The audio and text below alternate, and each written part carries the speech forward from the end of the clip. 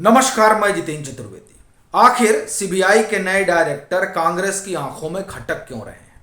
क्या वजह है कि उनका नाम आते ही कांग्रेस के होश उड़ गए और सनसनी फैल गई?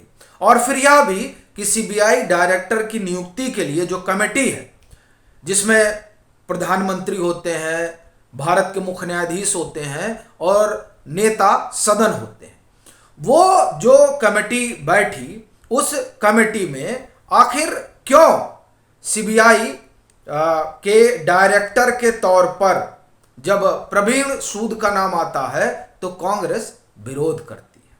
ये तमाम सवाल हैं जिस पर हम लोग चर्चा करेंगे।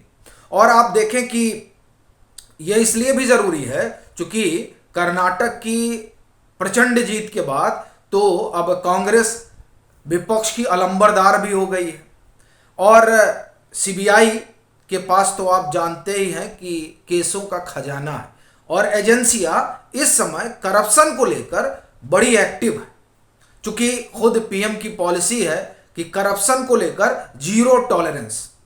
तो ये जो कांग्रेस अगुआ बनी हुई है, तो अब आप जान रहे हैं कि वो अगुआ है और पीछे कई लोग हैं जिनके ऊपर एजेंसियों का शिकंजा है। अब सबसे करीब तो आपकी सरकार ही है, दिल्ली वाली। ये जो तमाम चीजें हैं, क्या इसकी वजह से जो नए डायरेक्टर हैं उन्हें लेकर सियासत हो रही है? ये तमाम मुद्दे हैं जिस पर हम लोग एक एक करके बात करेंगे, मगर पहले जो सीबीआई के नए डायरेक्टर हैं उनके बारे में जान लेते हैं। उनका जन्म हिमाचल प्रदेश में होता है। उनकी पढ़ाई लिखाई आप ये कहें कि दिल्ली में होती है, चूंकि आईआईटी दिल्ली से ही वो स्नातक वगैरह करते हैं। और फिर वो भारतीय पुलिस सेवा में जाते हैं। 1986 बैच के आईपीएस अधिकारी हैं। कर्नाटक इनका काडर रहा और वहाँ वो उन्होंने जो अपनी सेवाएं दी, फिलहाल तो वहाँ वो डीजीपी थे, अब तो सीबीआई के डायरेक्टर हो गए।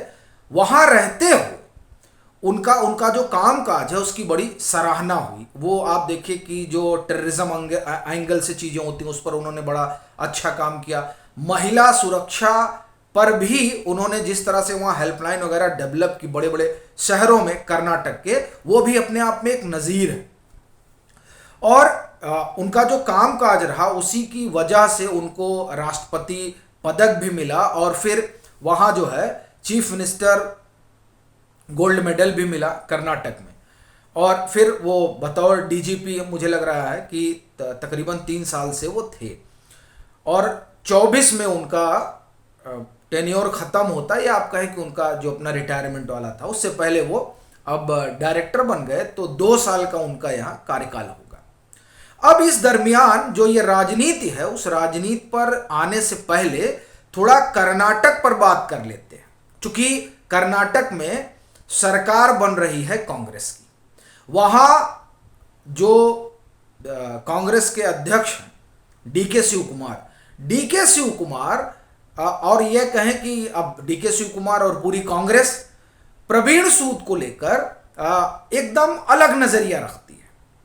और नजरिया कुछ का आलम ये रहा कि डीजीपी रहते हुए वहाँ, अभी ये मुझे लग रहा है मार्च की बात है, जब एक तरह से धमकाया गया डीजीपी को कि हमारी सरकार आने दीजिए कर्नाटक में, फिर आपको बताया जाएगा। मैं आपको वो पढ़कर सुनाता हूं और फिर आगे चलता हूं। ये बड़ा दिलचस्प मसला है कि आप देखिए कि एक अधिकारी अगर स्टेट में लॉ एंड ऑर्डर बनाए रखने के लिए काम धाम करते हैं तो किस तरह से आप ये कहें कि धमका दिया जाता है। और फिर जो है जब उनका नाम आता है कि अब ये अगले डायरेक्टर होंगे, तो कांग्रेस सबसे पहले उस कमेटी में विरोध करती है। क्या ये विरोध महज इसलिए किया गया कि चूंकि कांग्रेस चाहती थी कि नहीं कोई और बने, या फिर ये विरोध इसलिए हुआ कि जो प्रवीण सूद हैं वो दरअसल तमाम तरह के रहस्य जानते हैं जो कर्नाटक से जुड़े हुए हैं और वो आने वाले दिनों में वो रहस्य जो है वो कांग्रेस के लिए संकट का सबब बन सकते हैं? क्या इस कारण से उनके नाम पर कांग्रेस को ऐतराज रहा? क्या इस कारण कांग्रेस को ऐतराज रहा कि इनके आने के बाद, सीबीआई के डायरेक्टर बनने के बाद तमाम वो फाइलें खुलेंगी जो फाइलें फिलहाल अभी आप एक तरह से कहें कि पाइपलाइन में है, लेकिन अब उन पर कामकाज तेज हो जाएगा। और बड़ी चीज कर्नाटक वाला एंगल हमको लगता है उसकी वजह से इसका जो है इन लोगों ने विरोध किया था। अब सो धमकी वाला पहले मैं आपको सुनाता हूं किस तरह से वहां एक तरह से कहें कि तलवार खींची हुई थी, और ये बाकायदे स्टोरी है आज तक की। प्रवीण सूद और शिव कुमार की तलखी। प्रवीण सूद के प्रति कर्नाटक कांग्रेस नेता डीके शिव कुमार की तलखी किसी से छिपी नहीं है। विधानसभा चुनाव से पहले उन्होंने सूद के बारे में कहा था कि वे इस पद के लायक नहीं है। आप देखिए किस तरह से ह्यूमिलेट किया जाता है अधिकारियों को। शिव कुमार ने उन पर बीजेपी के पक्ष में काम करने का भी आरोप लगाया था। तो आप जान ही रहे हैं कि सीबीआई और ईडी को भी यही कहा जा रहा है कि साहब ये तो पॉलिटिकल टूल बन गई है।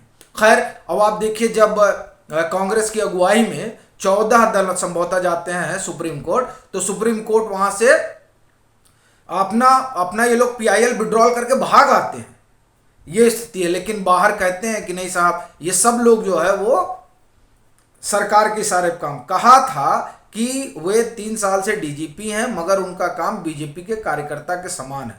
उन्होंने करीब 25 कांग्रेस नेताओं के खिलाफ कार्रवाई की। इस संबंध में चुनाव आयोग को भी लिखा, इसलिए उनके खिलाफ कार्रवाई होनी चाहिए। चुनाव के बाद कांग्रेस की सरकार बनी तो सूद के खिलाफ कार्रवाई की जाएगी।